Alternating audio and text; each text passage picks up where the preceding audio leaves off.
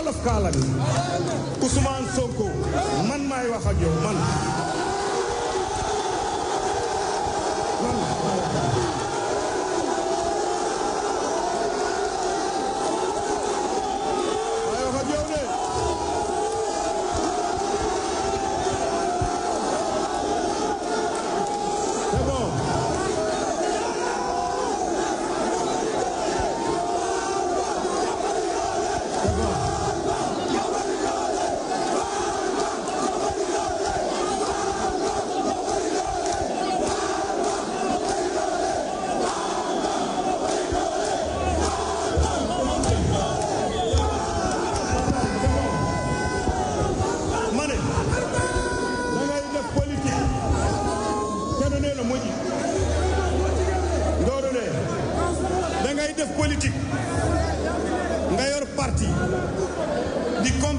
Sénégal nga naan am nga ambition jiite réew mi te xamoo le nombre de départements et le nombre de régions. Monsieur Ousmane en matière d'intellectuel mën nga ma jàngal mais ci wàllu politique boo fi ñoxee ma jox la ay cours orienté la yabal la woon la ne xamoo sa bopp lenn laa lay wax kuy wax dara te li ngay wax nga am ci tiitaange doo wax ak télé wala wax ak rajo bu dee dafa am ñoo xam ne dañ laa tiij wala maayen benn waay laa taxal mu ne Farba il faut être vigilant da ngay xool sa kër gi ndax cible nga ma ne premier opposant yow la man kan moo may wax cible la man dinaa nekk ci nguur ànd ak Macky Sall nekk ci réew défendre samay droit di am tiitaange xanaa état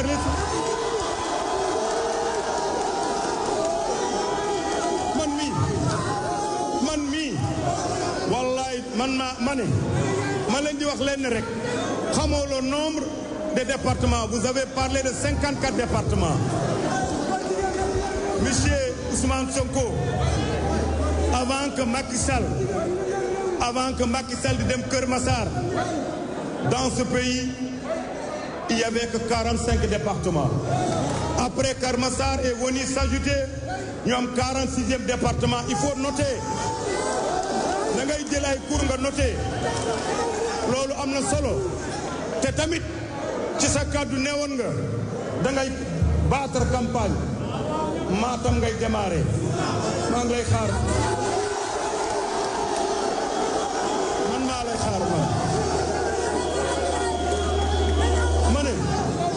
man duma dem tertu la de on est dans un pays de droit et démocrate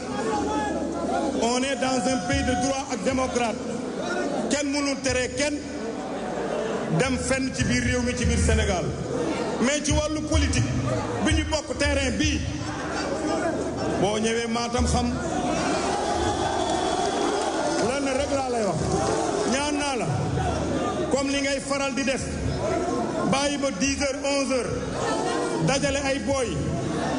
kenn du ko yëg comme ni nga yëglee ne Matam ngay démarrer nañu xam bis bi ñu xam heure bi ñu xam jour bi ñu xam fan la boobaa nga xool boo amee fit rek Ousmane Sonko Farba Ngom nee na boo amee fit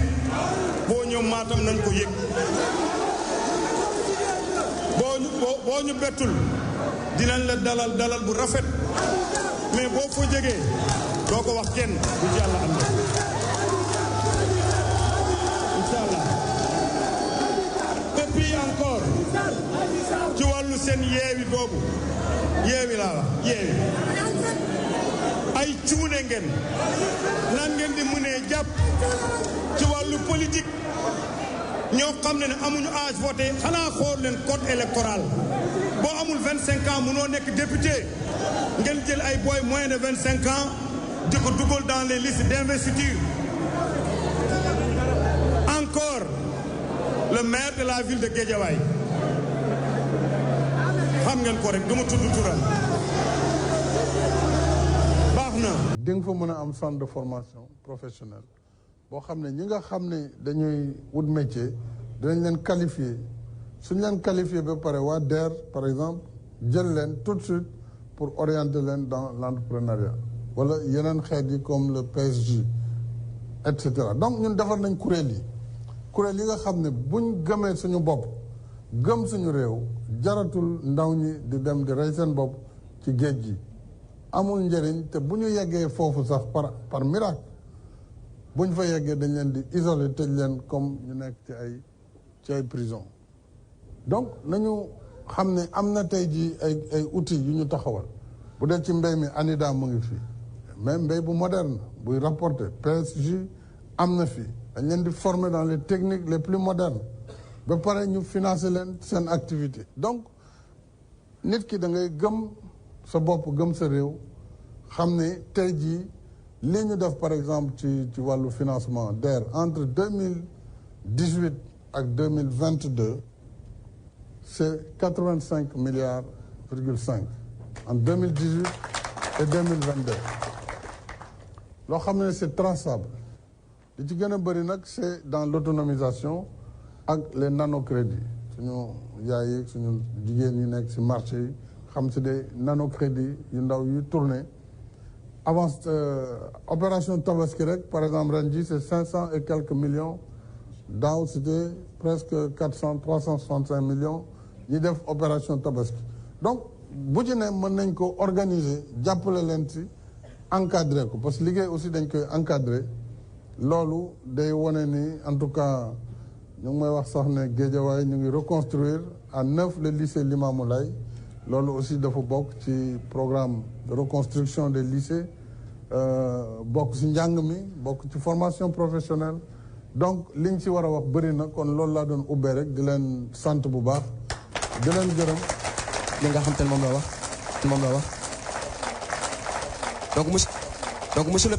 donc monsieur le président dañuy dëggal rek li nga wax sànq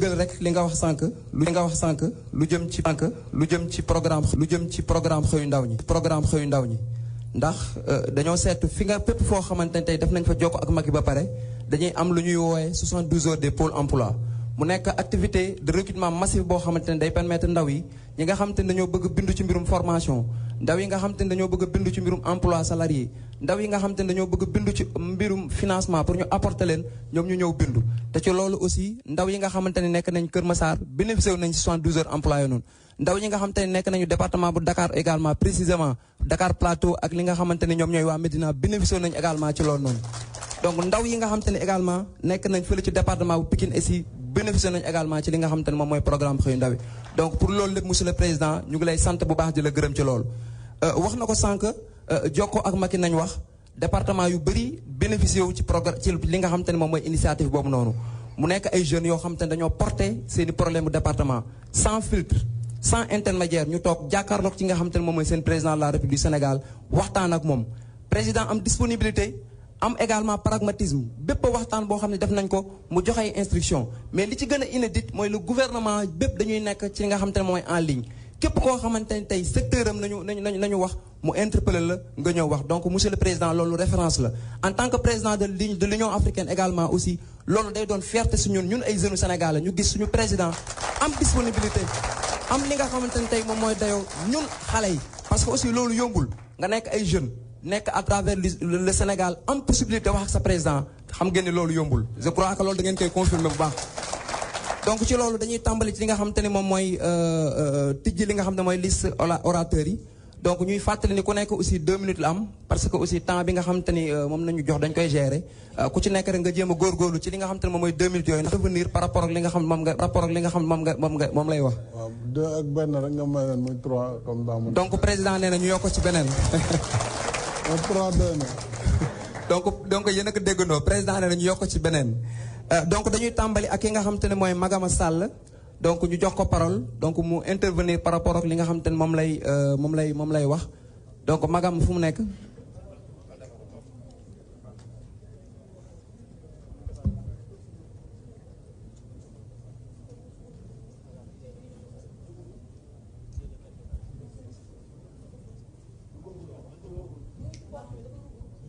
Magama,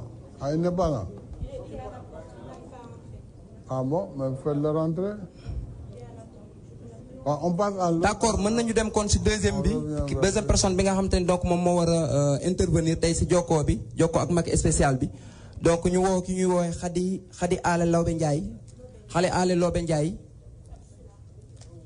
donc le micro s'il vous plaît.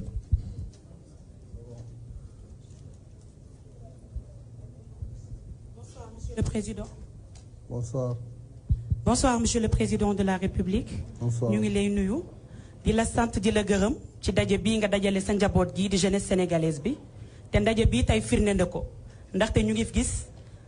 cette jeunesse sénégalaise bi yépp mu ngi présent fii Monsieur le Président de la République. et dañ ciy profité aussi di la remercier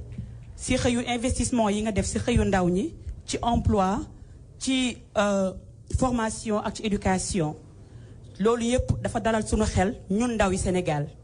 Monsieur le Président de la République waaye dañuy am loo xamante ne daf ñuy gàllankoor ñun ndaw ñi maanaam dañuy dund ay emploi précaire ay CDD yoo xam ne dañuy dund ak moom ay at di dem ba seetlu ne Monsieur le Président day am sax abus suñu diggante ñun ak employeurs yi parce que bu ñu demee ba CDD di dund lu ab at te yoon nanguwu ko donc dañuy wax ne abus mu ngi am foofu te Monsieur le Président de la République pour loolu deñ ci suñu xalaat bu gàtt dañuy ñaan ñu dooleer renforcer les pouvoirs des inspections du travail ba nga xamante ne dinañu mën di taxawu di saytu suñu contrat yooyu ba duñu dund loolu noonu.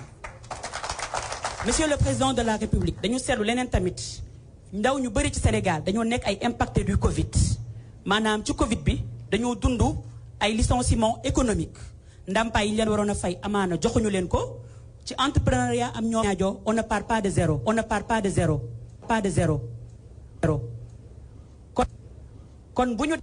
kon bu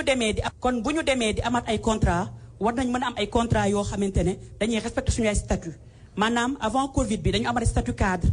ku ñuy jëlaat daf ñu war a tegaat ci condition yooyu on ne réclame pas les mêmes privilèges ndax ci mbas la ñu jóge te mbas mi c'est au niveau mondial te ndaw sax buy xëy du laaj privilège mais day fexe statut am mu koy gën a doon dëgër laayam ci loolu lañ bëggoon nga jàppale ñu ci te di la wax ne nag sunu xel dal na ndax bu ñu gisee xëyu ndaw ñi liñ ci def yépp gëm nañu ne que bu ñu jàppalee dooleel inspection du travail lii ñu nekk dinañ ci jóge ba ñu mën a saytu ak décision yi ñu fay jël ñu daal di koy traité d'un caractère coercitif ci loolu daal lañ la doon wax Monsieur le Président de la République suñu xel dal na te di la féliciter ci acquis démocratique yi am suñu réew ndax gis nañ ko ñun ñëpp ñu ngi ci kaaraange démb ñëpp defi nañ ci bac ci jàmm ak salaam ñu ngi la ciy remercier di la ci sant di la ci gërëm. Merci beaucoup. Merci. Merci beaucoup Khady Lobé ci loolu aussi nañuy woo ki nga xamante ni donc mooy Amady Ndiaye bu département bu Pikine donc mu jël parole bi également.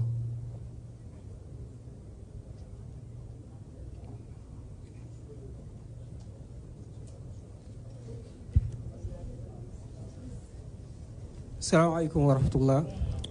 Bismillahi rahmani rahim. Alhamdulillahi alladhi allama bil qalam, allama al insana ma lam ya'lam. Summa salatu wassalamu ala rasulillah wa ala alihi wa ashabihi al-ghurri al-mayamin wa man tabi'ahum bi ihsanin ila yawmiddin. Amma ba'd.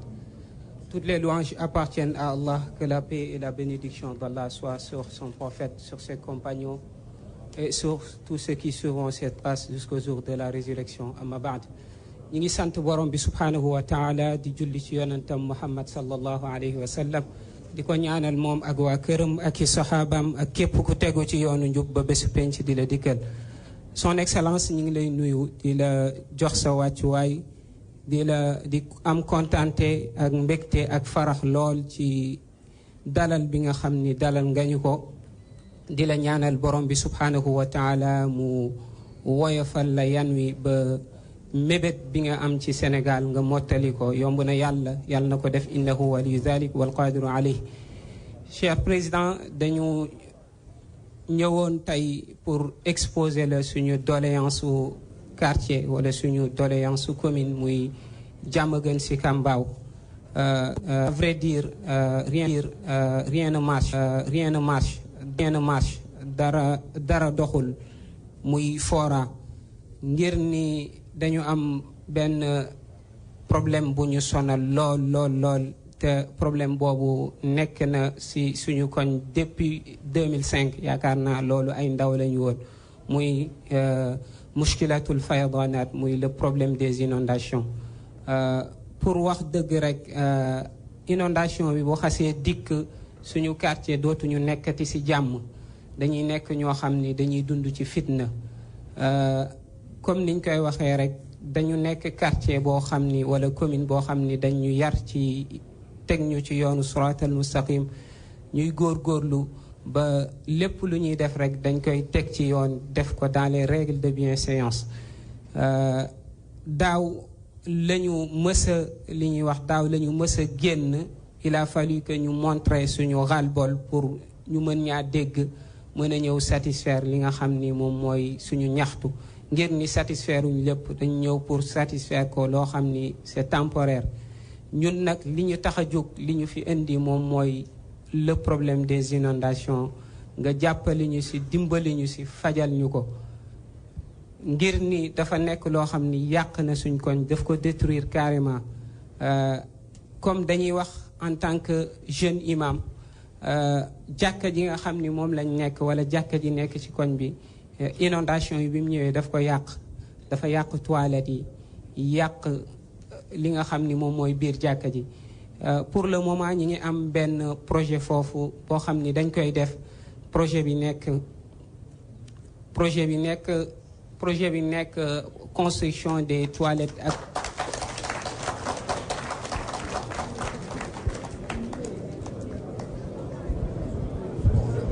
donc merci beaucoup monsieur Amady Ndiaye donc dans cette même perspective donc avec la permission du président ñu continuer li nga xamante ni tey moom mooy prise de parole yi. xamante ne Afrique am na ko jëmale ko ci ndajeem G7 bi mu mën a antu. kon nañu xool nan la ñuy àndee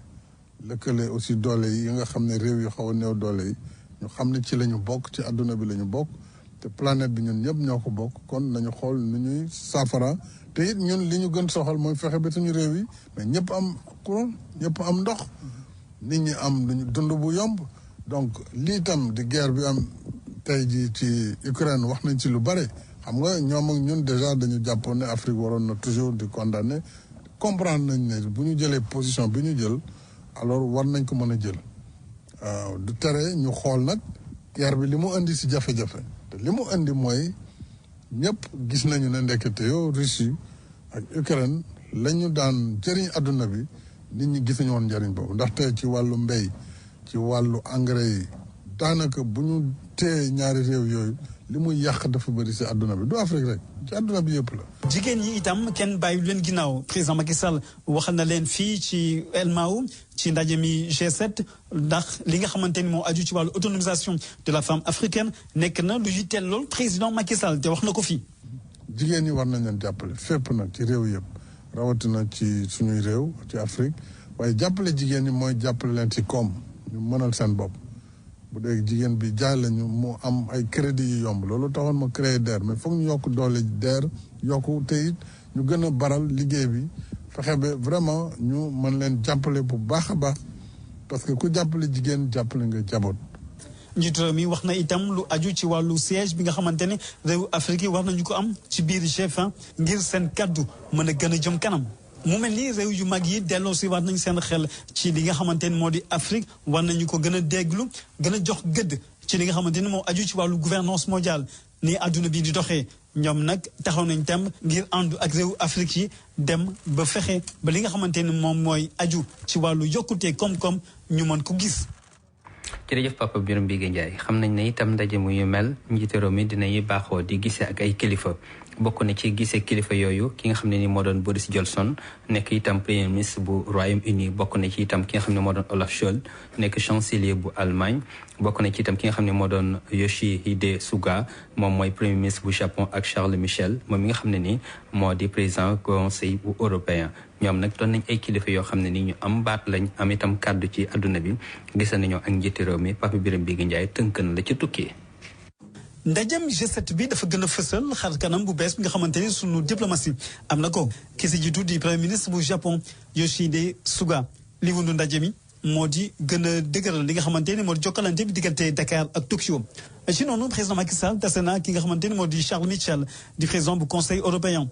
waa Europe nag am taxawaay bi nga xamante ne bëgg nañ ko am ak sunu réew mi di Sénégal rawatina ci lépp lu nga xamante ne aju na ci lëkkaloo ak itam si jokkalante ci wàllum koom-koom ak dem beeg dikk gi. Boris Johnson di njiitu gouvernement bu Royaume-Uni moom itam ñëw na fekk si ki nga xamante ne moo di président Macky Sall ñu amal ab waxtaan wu yaatu bu nga xamante ne li ko lal moo di fexe ba lépp nga xamante ne aju na ci jokkalante koom-koom ñu gën ko dëgëral. ci noonu nag président Macky Sall si njeexital li mu taseeg chancelier allemand Olaf Scholz ñoom ñaar nag xaritoo dem na ba dox seen diggante ndax ci diiru benn at rek tas nañ ci ñaari yoon ñu waxtaanee lépp lu nga xamante ni day jëmale kanam Sénégal ak Allemagne. mbokk yéen a ko déggandoo ñu ñëw ak ba tey suñu mbokk waa Benno Bokk Yaakaar nga xam ne ñoo ñëw ak ci heure bi ñu ngi am suñu xarit soxna Adja Nogay Mboup ci ligne bi Adja Nogay bismillah. jërëjëf El Hadj ñu ngi nuyuwaat rajo Sunu Afrique à travers Sunu Afrique Benno Bokk Yaakaar dugg ci wanewaat encore une fois taxawaayu Afrique gis nga fi nga ko daanelee ci biir G7 yaakaar naa ne Afrique dugg na ci biir réew yu mag yi tey waaye kan moo ko jëmmal ki jëmmal Afrique dañuy wax Union africaine buñ koy wax tey le président Macky Sall nga xam ne mooy président UA kooku tey moo dugg ci biir G7 ñu invité ko muy wax ak kàngam yi di défendre cause Afrique te xam nga ne cause Afrique buñ koy défendre Sénégal du ci génn wala boog buy séddu ne ñaan kenn du sédd di bàyyi sa bopp loolu nag dafay wanewaat rek encore une fois ki ñu am kan la waxoon nañ ko fii la dernière fois samedi passé ma la ciy félicité di la gërëm parce que si sa heure laa duggee nga woote jàmm woote salaam jàmm jooju nga doon woote di ko salaam loolu yàlla may nañu ko ci Sénégal loolu lañ fi waxoon loolu ñu bëgg te loolu la ñu ñaan yàlla mu dox ak lu mën a xew la wax naa le contradiction bi nit ñu mën a am si toog waxtaan rek la ñuy mujj wala bu waxtaan amul ñi nga xam ne ñoom la ñu dénk réew mi ñu di ko doxal kon président Macky Sall am na retombées yu bari yu mu ñëw déglu naa cassette bi ñu teg léegi nga xam ne jokkoo ak Macky lañ fi def président Macky Sall jël ndaw réew yi ñoom ci seen bopp ñu taxaw wane satisfaction yi nga xam ne bii président ñëwee indi ak jokkoo mu xam ne li ñaan lantinoor kenn du ci téye diw diggante njabootam ak moom ñu wax ak ñoom gis nañu ay changement yu bari yu am ci seen bopp dégg naa ci ndaw yi kenn ku ci nekk yaa ngi wax blocage yi nga xam ne amoon nañ ko mu débloqué wu ñii ñi ngi màgg di wax ci wàllu inondation yi ñu amoon gis ci ay avancé am ñeneen ñi nga xam ne ñu ngi fësal leneen loolu yëpp dafay wane encore une fois ki jiite réew mi du nekkul rek di def top management wala di wax pilotage à vue maanaam toog fi nga toog rek di xalaat di séddale di joxe wante di ngay delluwaat ci base bi waxtaan ak ñoom ñu leen li ngeen ma dénkoon nii laa ci def lu ci manqué ñu fàttali la ko lu ci amul woon ñu wax la ko yow it nga joyantiwaat ci kaw su ko defee ñi ngay yónni pour ñu nekk sa diggante ak adduna bi wala ak ñi nga xam ne ñoom la ñu dénk ñooñu tey mën ci def moo tax El Hadj dañuy kontaan bu baax a baax bu ñu déggee ci biir G7 le président Macky Sall wax ci waxu jigéen ñi parce que xam nga jigéen nee nañu mooy magasin wu yàlla suñu borom li gën a baax ci biir jigéen la ko dénk kon bu président de la république ñëwee ci fi nga xam ne fi la àddina dajee borom alal yi borom xam-xam yi borom doole yi mu ñëw fàttali leen ne nañ leen dooleel jigéen ba ñooñu di ay président kenn ku ci nekk mu ñi ngay revoir sa taxawaay wala ngay xoolaat li nga xam ne ci sa biir structure de la femme nga war a mun autonomisation de la femme kon ñun gàcce ngaa laa ma suñu réew Sénégal nag war naa mën a wane yoon parce que nag ñan ñoo nekk Sénégal ñan ñoo tabax Sénégal dañ ko tabax ci ay maam yu baax dañ ko tabax ci ay kilifa diine yu baax kenn ku ci nekk am dëkk boo dem samp fa sa diine samp fa sa daara politigal l'islam politigal li nga xam ne mooy yàlla jël alxuraan bi teg tarixa yi sànneeku ci àdduna bi foo toll dégg laay laay ji foo toll dégg allahu akbar ji ba ñu en 1959 ñu mën a ñëw indépendance bu ñuy wax Sénégal tey ñu ngi ci 4e président kon nga xam ne ci réew yu ndaw yi la ñu bokk kon loolu tey dañuy wax ne président yi dañoo ñëw rek pour yokk xar mi karaw waaye li téye Afrique muy sunu chef religieux yi fu ñu toll ñu ngi leen di ziare di leen ñaanal yàlla ñu yàgg fi ñu yàgg aar réew mi te xam ne président yi dañuy ñëw rek dem waaye li nga xam ne moom la ñuy joyantee nañu ñaan gën a continuer mu dox donc mën naa la wax ne daal El Hadj waaw tey fi tey ñun bég nañu ñun kontaan nañu te ñu ngi ñaan Sénégal ñi ngi jëm ci tabaski jaaykatu xar yi amoon nañu jaxasoo fan yi ci ginnaaw dégg ngeen ñi nga xam ne ñoo doon def nu concert de casserole nee naa réew dafa am aada yu muy bañ gis nga ay casserole foo fekk fu ñuy tëggee ay weñ ak ay peel yu ñuy xoos yaa ngi daaneel rap yi yaa ngi indi crise yaa ngi indi am réew muy bëgg jëm suuf loolu nag nit ñi duñu ko seetaan duñ ci dem te duñ ci dox xam nga ne jamono yii kenn ku ci nekk yaa ngi naan naka laay def ba am xar sama kër naka laay def ba nawet bi sama lii ma ji ñaan yàlla mu naat ci jàmm naka laay def ba koom-koom yokk réew bu tolloo ci ni ñu koy lijjantee pour defar ko bokkal ca na koy bëgg mu baax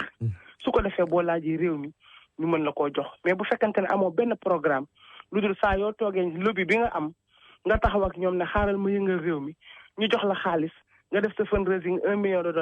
bu subaa nga ne dama am ay don bu ginnaaw subaa nga ne dama am xam-xam bu su ginnaaw subaa da nga mën ba pare ne yow Sénégal dañu naïve ku leen jógloo ñu jóg ñu jël sa doom yow di ko nëbb di ko làq yow baa nga di ko yóbbu muy jàngi te bërki démboo ñaay xam nañu ni nga taxawee loolu Sénégalais yi yeewu nañ ci Sénégalais yi ñoo yeewu ci ku leen di nax am réew nag amul fu ñu waxul na changement du fi am waaye changement nañu ko xaar ca ba mu jotee te booy changé nga xool bu baax ci li ngay def nee naa am nay président yi fi jaar waaye folli la ñu mën mënuñu fal waaye ci période bii ak période yi ñu jëm ci la ñuy jàngee fal ndax mënoo xaar 2023 nga jëm ci am production pétrole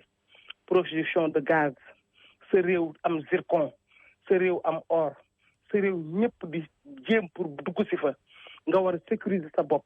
xale yi wu ñu ubbi ay école de pétrole xale yi war a defi formation jàngi boo xoolee Afrique lu tax ñu tardé fépp foo xamante ne nii tey mooy les instances de décision yi ñu naan ay CIE foofa dem rek yaa ngi gis tubaab a ko yor wala koo xamante ni dañu naan beneen dëkk la mais pourquoi nous les Africains. Adja Nogaye oui en tout cas boo daanelee am nañ tamit Abdou Thiaw ñëw na léegi. mais yow xam naa vraiment de façon gars yi moom mënoo fee ñàkk comme on dit voilà. mais noonu la ñu bàyyi Abdou Thiaw mu dugg si. voilà en tout cas di féliciter rek Benno Bokk Yaakaar di féliciter le président Macky Sall.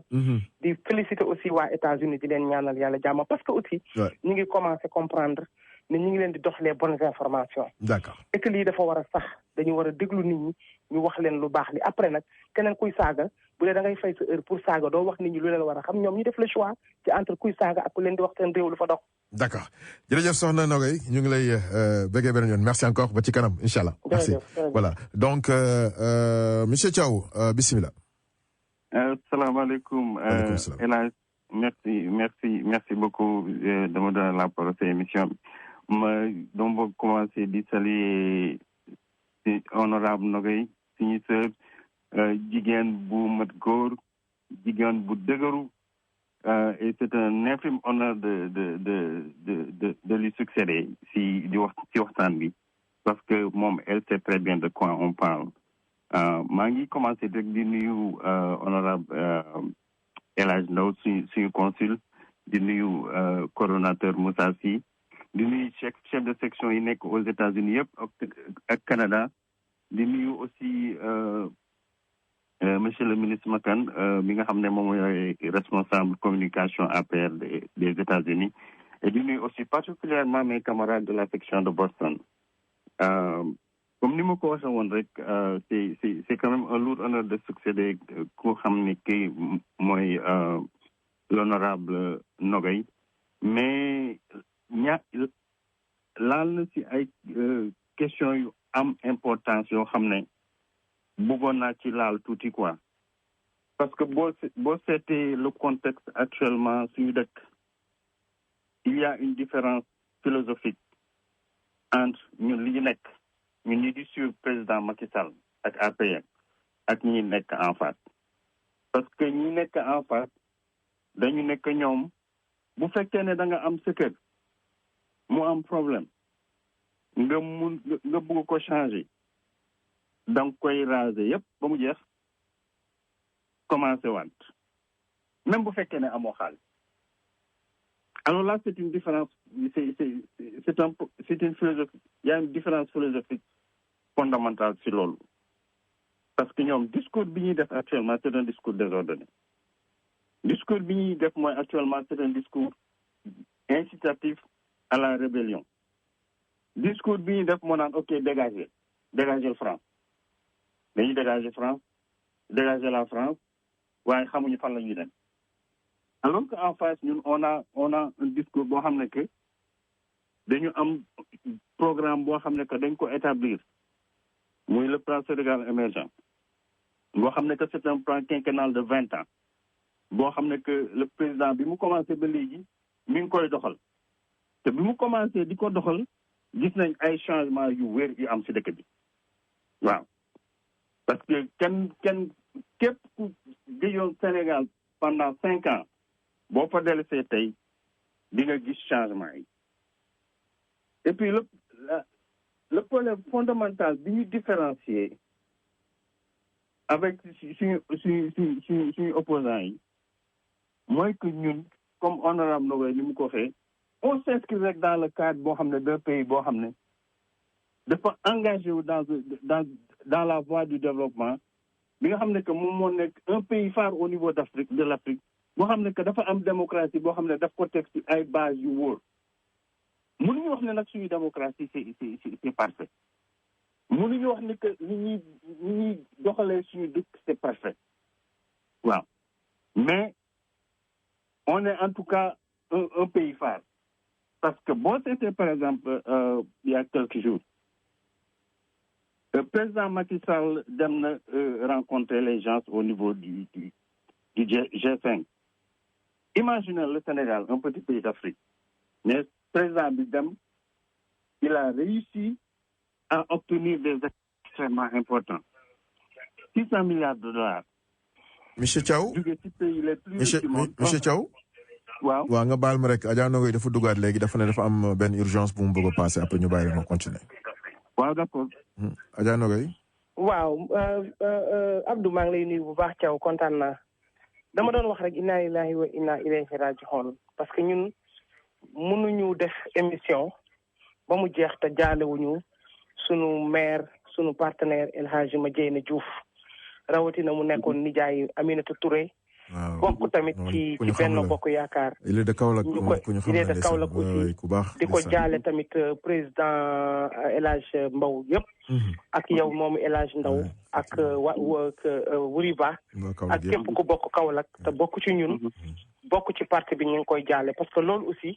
mënuñu ko bañ a jeexal ci suñu heure bi ndax bokk la woon xarit la woon ba pare partenaire la woon ñu ñaan yàlla xaare ko àjjana ku baax la woon kon El Hadji yaakaar naa li des Abdou dina ko mottali moom rek laa doon bëgg àggale jërëjëf di ko def tam au nom tamit du conseil général et de tous les membres de l'APR et de notre coordonnateur Moussa Assi. Merci jërëjëf loolu lu metti la ndax Madiène nit ku baax la woon wax dëgg yàlla ku ñu xamoon ñun personnellement monsieur Thiaw ñu bàyyi la nga continuer. ok ñu ngi leen koy jaale ñu ngi koy jaale ñëpp di ko jaale Sénégal yëpp di ko jaale famille di ko jaale tous ses compagnons de parti foog nga jigal ma aussi Nogoy tamit man maa ngi lay jaale sa compagne boobu Adja Ngoy boobu ñu ñàkk démb di ko ñaanal yàlla tàbbee ko àjjana te di ñaan njabootam yàlla may leen doole bu ñuy muñ donc je voulais continuer par rapport à ce que je dis pour dire que Sénégal le président Macky Sall dem na il a obtenu un siège des pays africains dans la cour des grands du G20 et ni mu ko defee mooy que dans un contexte mondial de crise bi nga xam ne que Russie dem na attaquer Ukraine au lieu mu ne dafay dem di allier à qui que ce soit le président a compris que actuellement la crise de l'Ukraine ce n'est pas une bataille boo xam ne suñu bataille mais mun na nekk un pays tampon boo xam ne que les autres pays yi ko topp dinañ ci basé wu moom moo ko permettre mu dem en Russie toog ak Poutine ba négocier ba Poutine libéré 20 millions de tonnes de blé yoo xam ne que bu ko libéré wul woon une bonne partie de l'Afrique actuellement dina am famine ñun ñun loolu mooy suñu programme ñun loolu mooy suñu programme ñun APR loolu mooy suñu programme dañuy am def ay réalisation yoo xam ne national mais sur le plan international le président Macky a actuellement porté le Sénégal foo xam ne que benn président porté wu ko woon li ma bëgg a wax mooy que ñun APR on veut conserver les acquis conserver ban acquis il faut ñu conserver les acquis de la démocratie il faut que ñu conserver les acquis de la stabilité il faut ñu conserver les acquis bi nga xam ne que Sénégal moom mooy un pays de référence parce que bu leen fàttali ni que Sénégal c'est l'un des rares pays en Afrique boo xam ne coup d'état mënu fi am mais qu'est-ce que l'opposition aujourd'hui fait chaque jour dañuy inciter à la révolution gis nañ sax ci seen bi